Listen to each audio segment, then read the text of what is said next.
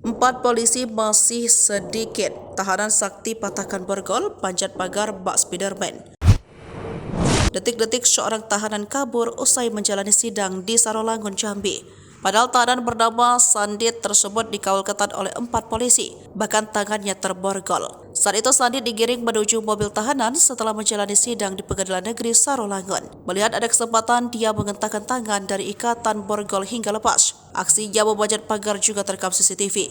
Bak atlet panjat tebing, Sandit begitu gesit memanjat tanpa harus membuka pagar terlebih dahulu. Polisi yang mengejar kalah cepat lantaran harus membuka pagar.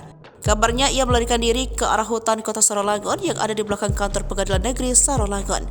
Kejari Sarolangun, Alfred Tasik Palulungan menyebutkan tahanan dalam keadaan terborgol dengan satu borgol 2 orang tahanan. Mengapa borgol kesannya begitu mudah rusak? Alfred beralasan karena sudah tua dan rapuh. Selama ini pikir aman dan tidak masalah. Sesaat kejadian setelah ditarik terasa memang terbuka, kata Alfred, dikutip dari Tribun Jambi, Senin 15 Juli 2024. Dengan kejadian itu lanjut ke Kejari Sarolangun akan dilakukan evaluasi ke depan.